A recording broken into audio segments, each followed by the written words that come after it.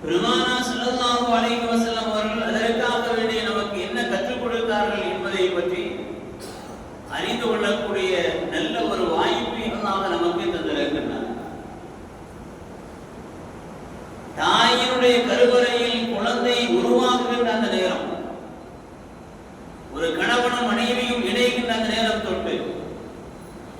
பிறந்ததற்கு பின்னால் அந்த குழந்தைக்கு பாலூட்டுகின்ற அந்த நேரம், அந்த குழந்தை வளர்ந்து ஆணாகி சின்னஞ்சிறு குழந்தைகளாக வளருகின்ற அந்த காலங்கள், வாலிப வயதை அடைகின்ற அந்த நேரம், வயோதிகத்தை அடைகின்ற அந்த காலங்கள், மரணத்தினுடைய கடைசி நேரம், இந்த நேரங்களில் எல்லாம் ஷைத்தானுடைய தொடுதல் எதுவுமே இல்லாதவர்களாக இந்த உலகத்தில் நாம் வாழ்ந்தோம் என்று சொன்னால் அல்லாஹ்வால் நாம் பாக்கியம் பெற்றவர்கள்.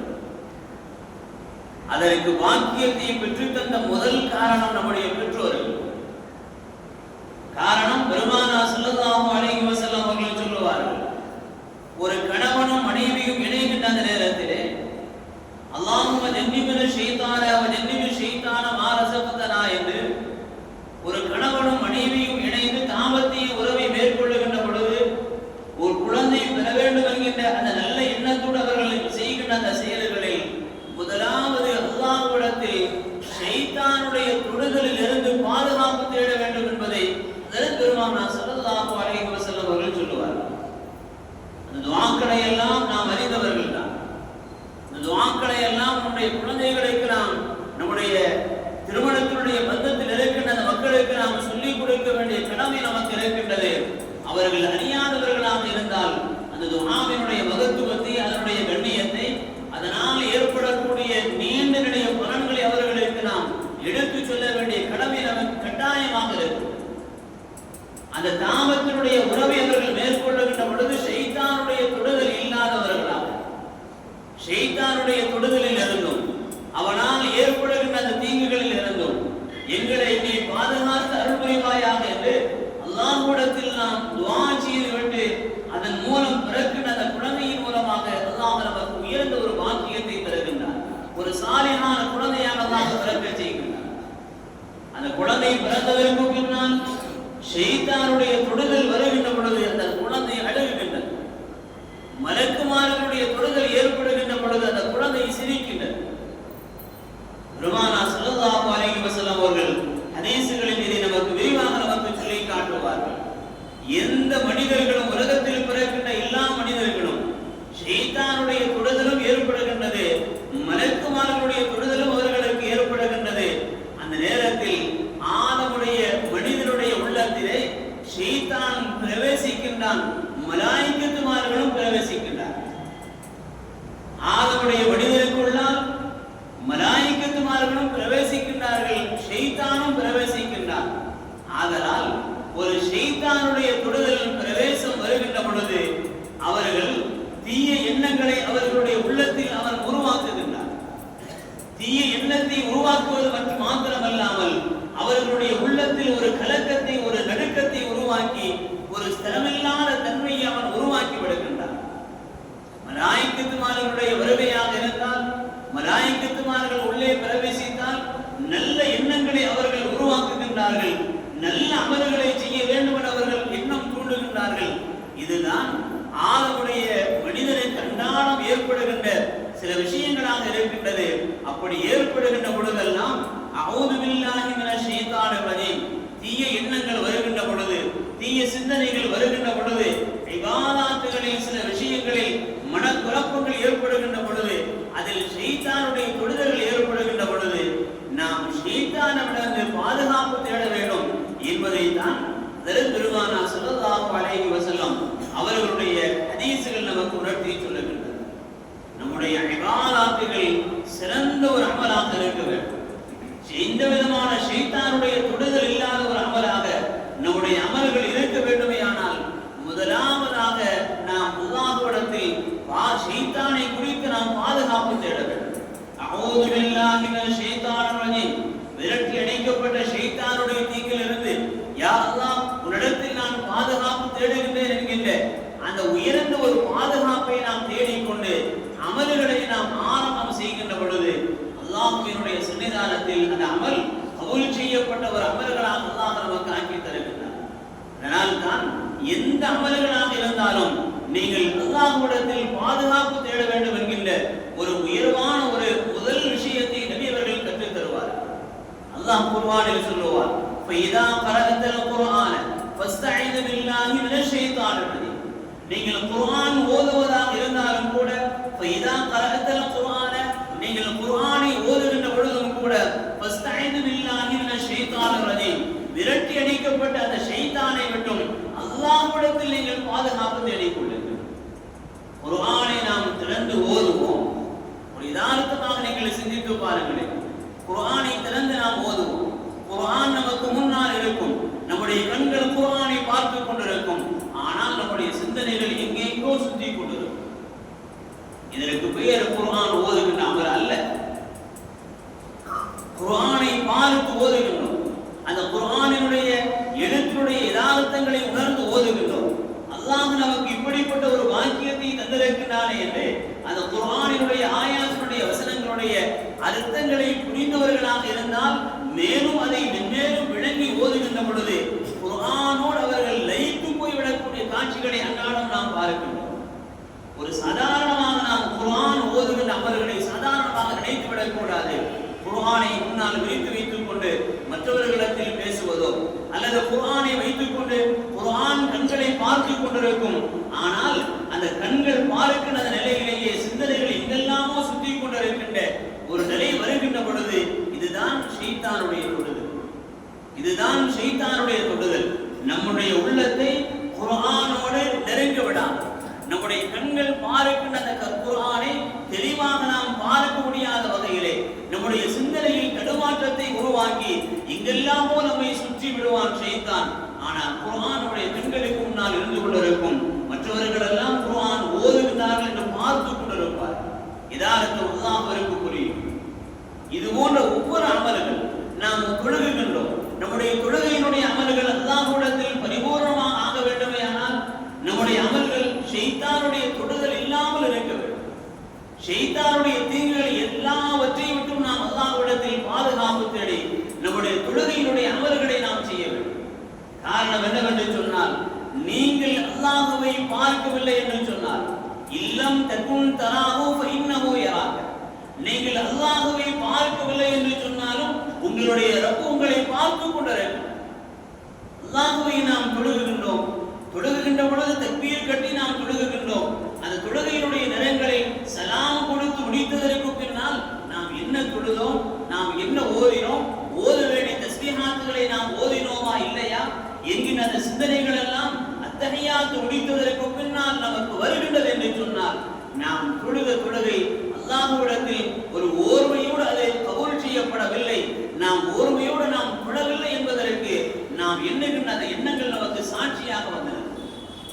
இப்படி ஒவ்வொரு விஷயங்களாக நீங்கள் இதற்குள்ளால் விரிவாக நீங்கள் எடுத்துக் கொள்ளுங்கள். ஹஜ்ஜாக இருந்தாலும் கலிமாவாக இருந்தாலும் இன்னொரு அமல்கள் எதுவெல்லாம் ஷைத்தானுடைய தொடுதல் உள்ளதாக வந்து விடுகின்றதோ அந்த அமல் அல்லாஹ்விடத்தில் கபூல் செய்யப்படாது.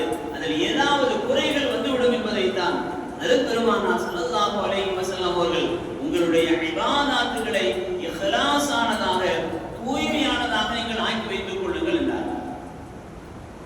ஷைத்தானுடைய தொடுதல் உதுவிலேயும் வருகின்றது. பெருமானார் ஸல்லல்லாஹு அலைஹி வஸல்லம் அவர்கள் அதற்கு வல்ஹான் என்று பெயர் சொல்லுவார். வல்ஹான் என்று சொன்னால் இவர் உது செய்து கொண்டிருப்பார். முகத்தையே மீண்டும் மீண்டும் தண்ணீரால் அடித்து கழுவி கொண்டே இருப்பார். தண்ணீரை வீண்விரயம் செய்வார். உது செய்து கொண்டிருப்பார். மீண்டும் மீண்டும் இவர் வாய் குப்பிடித்துக் கொண்டே இருப்பார். உது செய்து கொண்டிருப்பார். மீண்டும் மீண்டும் இவர் கைகளை கழுவிக் கொண்டே இருப்பார்.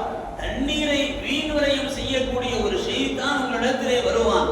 அப்படிப்பட்ட ஷைத்தான் உதுவில் ஏற்படுத்தக்கூடிய அந்த தீங்குகளை விட்டும் நீங்கள் அல்லாஹ்விடத்தில் பாதுகாப்பு தேடுங்கள் என்பதையும் ஹஜ்ரத் பெருமானார் ஸல்லல்லாஹு அலைஹி வஸல்லம் அவர்கள் ஹதீஸில் நமக்கு குறிப்பிட்டு சொல்லுகின்றார்.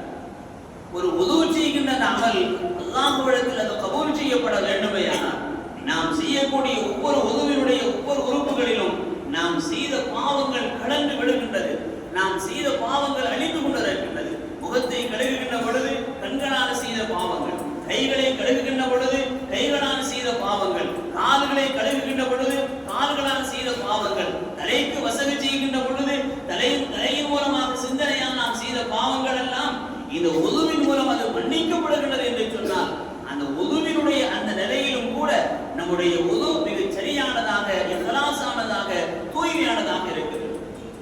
அந்த உதுவில் நாம் ஓத வேண்டிய அந்த துஆக்களை இது போன்ற சிறப்பிற்குரிய நாட்களில் கவனமெடுத்து நாம் மனனம் செய்து கொள்ள வேண்டும்.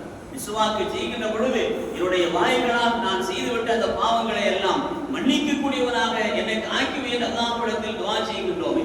நாசிக்கு தண்ணீர் செலுத்துகின்ற பொழுது அல்லாஹும் அரிஹினி ராயஹத்தல் ஜன்னா, சுவர்க்கத்துடைய வாடை எனக்கு நீ சுவாசிக்க செய்வாயாக என துஆ செய்கின்றோமே.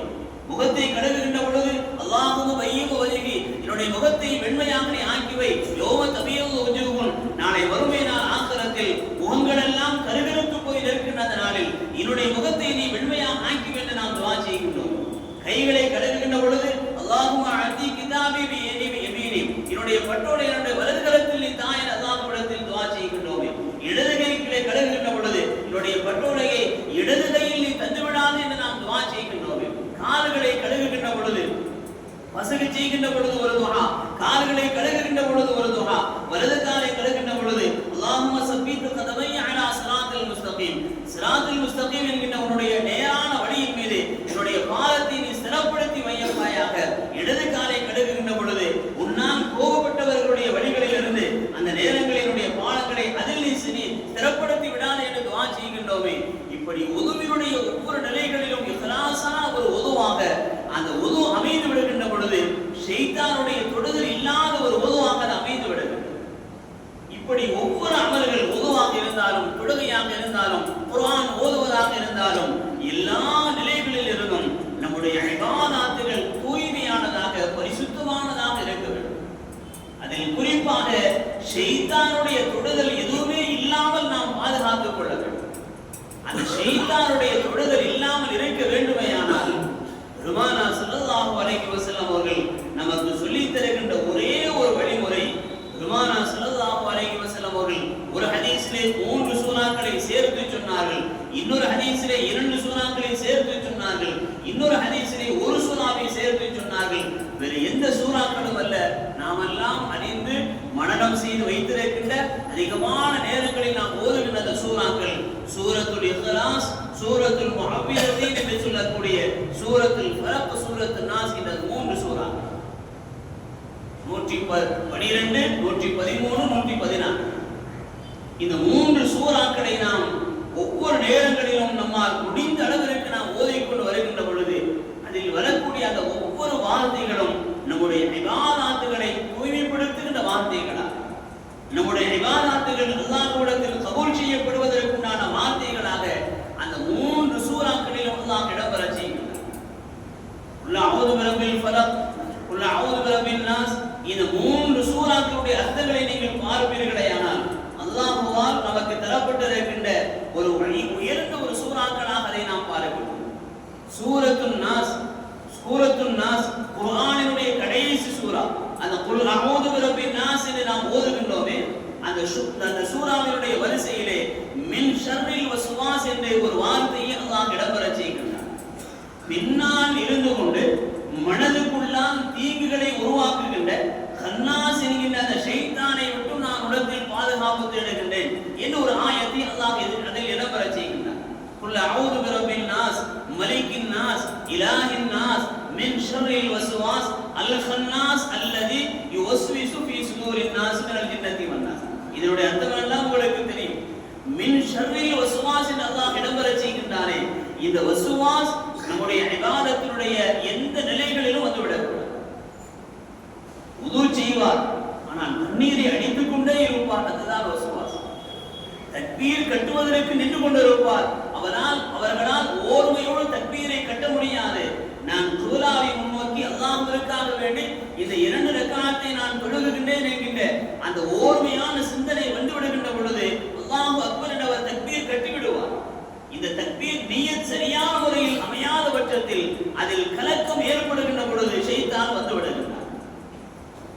சுஜூத் முறையாக செய்யாமல், ருக்குவை முறையாக செய்யாமல், தொழுகையினுடைய நிலைகளில் மாறுபாடுகள் ஏற்படுகின்ற பொழுது இந்த மின் ஷர்ரில் வஸ்வாஸ் பின்னால் இருந்து கொண்டு மனிதர்களுடைய உள்ளங்களில் ஷைத்தானியத்தான தீங்குகளை உண்டாக்கக்கூடிய அந்த ஷைத்தானை மட்டும் இடத்தில் நான் பாதுகாப்பு தேடுகின்றேன் என்று பெருமானார் ஸல்லல்லாஹு அலைஹி வஸல்லம் அவர்களே அல்லாஹ் சொல்லுகின்றான் என்று சொன்னால், நம்முடைய இபாதத்துகளில் வஸ்வாஸ் என்கின்ற இந்த கலக்கம் ஒருபோதும் வந்துவிடக்கூடாது. அது எந்த அமல்களாக இருந்தாலும் சரி, எந்த அமல்களாக இருந்தாலும் சரி, வஸ்வாசினுடைய செயல்பாடுகளை உருவாக்குகின்ற 10 விஷயங்களை இமாம்கள் நமக்கு சொல்லித் தருவார்கள். அது வேறு ஒரு பாடம். அந்த நிலைகளில் நம்முடைய ஷைத்தானியத்தான அந்த எண்ணங்கள் நம்முடைய இபாதத்துகளில் வந்துவிடக் கூடாது. அதில் நாம் கவனமாக இருக்க வேண்டும். அதற்குத்தான் ஹஜ்ரத் பெருமானார் ஸல்லல்லாஹு அலைஹி வஸல்லம் அவர்கள் ஹஜ்ரத் உக்பத்து பின் ஆமிர் ரலியல்லாஹு அன்ஹு அவர்களை அழைத்து சொல்லுவார்கள், யா உக்பா அலா அதுல்லுக, உங்களுக்கு நான் ஒரு சூராவை அறிவித்து தரட்டுமா? உக்பா அவர்களே, உங்களுக்கு நான் ஒரு சூராவை அறிவித்து தரட்டுமா? அந்த சூரா எப்படி சொன்னால், மா உன்ஸிலத் பித் தௌராத்தி வலா பிஸ் ஸபூரி வலா பில் இன்ஜீலி, ஸபூர் வேதத்திலோ, இன்ஜீல் வேதத்திலோ, தௌராத் வேதத்திலோ, தௌராத்திலோ, ஸபூரிலோ, இன்ஜீலிலோ இடம்பெறாத ஒரு சூராவை உங்களுக்கு நான் சொல்லித் தரட்டுமா என்று பெருமானார் ஸல்லல்லாஹு அலைஹி வஸல்லம் அவர்கள் எனக்கு சூரத்துன் நாஸை நபி அவர்கள் எனக்கு கற்றுக் கொடுத்தார்கள், சொல்லிக் கொடுத்தார்கள் என்று ஹஜ்ரத் உக்பத்து பின் ஆமிர் ரலியல்லாஹு அன்ஹு இந்த ஹதீஸை நமக்கு அறிவித்து விட்டு சொல்லுவார்கள். பெருமானார் ஸல்லல்லாஹு அலைஹி வஸல்லம் அவர்கள் ஒவ்வொரு தொழுகைக்கு பின்னாலும் இந்த சூராவை ஓதுபவர்களாக நபி அவர்கள் இருந்தார்கள். இந்த சூராவை ஒவ்வொரு தொழுகைக்கு பின்னாலும் ஓதுபவர்களாக நபி அவர்கள் இருந்தார்கள். நானும் அதை என்னுடைய வழிமுறையாக நான் ஆக்கிக் கொண்டேன் என்று ஹஜ்ரத் உக்பத்து பின் ஆமிர் ரலியல்லாஹு அன்ஹு இந்த ஹதீஸை நமக்கு அறிவித்து சொல்லுவார்களே. ஆனால் இன்னொரு ஹதீஸிலே நபி அவர்கள் சொன்ன ஒரு ஹதீஸை சூரத்துல் ஃபலக், சூரத்துன் நாஸ் இந்த 2 சூறாக்களையும் சேர்த்து சொன்னார்கள். இன்னொரு அறிவிப்பிலே குல் ஹுவல்லாஹு சூராவையும் குல் அஊது பிரபில் ஃபலக் சூராவையும் குல் அஊது பிரபின் நாஸ் என்கிற இந்த 3 சூறாக்களையும் சேர்த்து இன்னொரு ரிவாயத்தில் நமக்கு அறிவிப்பு செய்கின்றார்கள். ஆக அல்லாஹ்வினுடைய சன்னிதானத்தில் நாம் செய்யக்கூடிய அமல்கள் பரிசுத்தமான அமல்களாக இருக்க வேண்டும். அதிலும் குறிப்பாக இது போன்ற சிறப்பான மாதங்களில் நாம் கஷ்டப்பட்டு அமல் செய்கின்ற பொழுது அந்த அமல் வீணாகி விடாத வகையில் நாம் பாதுகாத்துக் கொள்ள வேண்டும். நம்முடைய செல்வங்களை எவ்வளவு கஷ்டப்பட்டு நாம் சேர்க்கின்றோம், அதை வீணான வழியில் நாம் செலவழித்து விடுவோமா? செலவழிப்பதற்கு நமக்கு மனசு வருமா? அது நல்ல வழியில் செலவு செய்து அதில் குறைவு ஏற்பட்டாலும் கூட வருத்தப்படக்கூடிய நாம் குடும்பத்திற்காக, குழந்தைகளுக்காக, மற்றவர கல்விக்காக, மற்றவர மருத்துவ செலவுகளுக்காக, இன்னொரு விஷயங்களுக்காக நாம் சேர்த்து வைத்த செல்வங்களை செலவழிக்கின்ற பொழுது அதில் குறைவு ஏற்படுகின்ற பொழுது வருத்தப்படுகின்ற நாம் கஷ்டப்பட்டு சேர்த்து வைத்த நல்ல அமல்கள் எல்லாம் நாம் செய்யக்கூடிய பாவங்களால் அது வீணாகி விடுகின்றது என்று நாம் வருத்தப்பட வேண்டும். அதில் நாம் கவலை கொள்ள வேண்டும். அந்த கவலை நமக்கு மேலோங்கி வர வேண்டும். அந்த அமல்கள் வீணாகி விடாத வகையில் நாம் பாதுகாப்பு செய்ய வேண்டுமே. ஆனால் அதில் முதலாக ஷைத்தானிடமிருந்து நாம் பாதுகாப்பு தேட வேண்டும். உள்ளங்களில் வசுவாசி உருவாக்குகின்ற அந்த ஷைத்தானிடமிருந்து நாம் பாதுகாப்பு தேட வேண்டும். நம்முடைய அமல்கள் பரிசுத்தமானதாக இருக்க வேண்டும். துனியாவிலே அது வேண்டும் இது வேண்டும் என்கின்ற அந்த எண்ணத்தோடு நாம் அமல் செய்கின்ற பொழுது அந்த அமலில் எந்த விதமான பிரயோஜனமும் இல்லை. ஆசைப்பட வேண்டியதுதான், அல்லாஹ்விடத்தில் துஆ செய்ய வேண்டியதுதான். நாளை வறுமையினால் ஆகிரத்தினுடைய நன்மைகளை முன்வைத்து அல்லாஹ்வினுடைய சன்னிதானத்தில் நான் நன்மையால் நிரப்புமானவர்களாக நான் வந்து நிற்க வேண்டும் என்கின்ற அந்த உயர்ந்த எண்ணத்தோடு நம்முடைய அமல்கள் நிரப்பமாக செய்யப்படுகின்ற பொழுது அல்லாஹ் நம்முடைய அமல்களை எல்லாம் கபூல் செய்யும். அந்த வகையிலே ஒரு ஷஅபான் மாதத்தினுடைய முதல் ஜும்ஆவில் நாம் அமர்ந்து கேட்கக்கூடிய இந்த நல்ல ஒரு விஷயத்தை நம்முடைய வாழ்க்கையில் நாம் இதுவரை நாம் கடைபிடித்தோம், இன்னும் சற்று ஆழமாக நாம் கடைபிடிக்க வேண்டும். நான் ஓதினால் அல்லாஹ்வை முன்வைத்து கவனத்தோடு நான் ஓதுவேன். நான் தொழுதால் அல்லாஹ்வினுடைய சன்னிதானத்தில் நான் தொழுகிறேன் என்ற துனியாவினுடைய ஆசாவாசங்கள் சிந்தனைகள் எதுவுமே இல்லாமல் அல்லாஹ்வினுடைய முன்னிலையில் அல்லாஹ் என்னை பார்த்து கொண்டிருக்கின்றான் என்கின்ற அந்த சிந்தனையோடு நான் தொழுவேன். அல்லாஹ்விடத்தில் நான் துஆ செய்தால் நான் செய்யக்கூடிய துஆக்களை அல்லாஹ் கபூல் செய்வான், அல்லாஹ் கபூல் செய்கின்றான், அல்லாஹ் என்னை பார்த்து கொண்டிருக்கின்றான் என்கின்ற அந்த உயர்ந்த தக்வாவோடு தவக்கலோடு அல்லாஹ்விடத்தில் நாம் துஆ செய்ய வேண்டும். ஏனோ தானோ என்று நம்முடைய அமல்கள் அமைந்து விடுமேயானால் அல்லாஹ்வால் ஒரு நேரத்தில் அது திருப்பி விடப்படக்கூடும் என்பதை ஹஜ்ரத் பெருமானார் ஸல்லல்லாஹு அலைஹி வஸல்லம் அவர்களுடைய ஹதீஸினுடைய செய்திகள் நமக்கு உணர்த்தி சொல்லுகின்றது. அந்த வகையிலே ஷஅபான் மாதத்துடைய இந்த முதல் ஜும்ஆவிலே நம்முடைய உள்ளத்தில் நாம் ஆழமாக பதிய வைத்துக் கொள்ள வேண்டும். நான் செய்யக்கூடிய அமல்களில் ஷைத்தானுடைய தொடுதல் தீண்டுதல் எதுவும் இல்லாத ஒரு அமலாக என்னுடைய அமலை நான் அமைத்துக் கொள்வேன் என்கின்ற அந்த உயர்ந்த சிந்தனை நம்முடைய உள்ளங்களில் நாம் ஏற்படுத்திக் கொள்ள வேண்டும். இல்லாமல் ரப்புல் ஆலமீன் அல்லாஹ் தஆலா இந்த உலகத்தில் நாம் செய்யக்கூடிய எல்லா நல்ல அமல்களிலும் எந்த விதமான ஷைத்தானுடைய தொடுதல் தீண்டுதல் இல்லாமல் நிறைவான முறையில் அமல் செய்யக்கூடிய பாக்கியத்தை அல்லாஹ் நமக்கும் நம்முடைய பெற்றோர்களுக்கும் நம்முடைய குடும்பத்தார்களுக்கும் நம்முடைய வாரிசுகளுக்கும் வாழையடி வாழையாக நமக்கு நசீபாக்கி தந்தல் புரிவானாக. இந்த உலகத்தில் நாம் செய்யக்கூடிய எல்லா அமல்களையும் எந்த விதமான குறைகளும் இல்லாமல் நிறைவான முறையில் அல்லாஹ் கபூல் செய்தல் புரிவானாக. இந்த உலகத்தை விட்டு மரணிக்கின்ற பொழுது லா இலாஹ இல்லல்லாஹ் முஹம்மது ரசூலுல்லாஹ் என்கின்ற உன்னத கலிமாவை மனமகிழ்வோடு பொழிந்து மரணிக்கக்கூடிய பாக்கியத்தை அல்லாஹ் நம் அனைவர்களுக்கும் நசீபாக்கி தந்தல் புரிவானாக. நாளை வறுமையினால் ஆக்கிரத்தினுடைய அனைத்து அதாபுகள் வேதனைகளை விட்டும் அல்லாஹ் நம்மை பாதுகாத்து ஜன்னத்துல் ஃபிர்தௌஸ் என்கின்ற சுவர்க்கத்தை அடையக்கூடிய பாக்கியத்தை அல்லாஹ் நமக்கும் நம்முடைய பெற்றோர்களுக்கும் நம்முடைய ஆசிரியர் பெருமக்களுக்கும் நம்முடைய குடும்பத்தார்களுக்கும் நம்முடைய வாரிசுகளுக்கும் எல்லா மக்களுக்கும் அல்லாஹ் நசீபாக்கி தந்தல் புரிவானாக.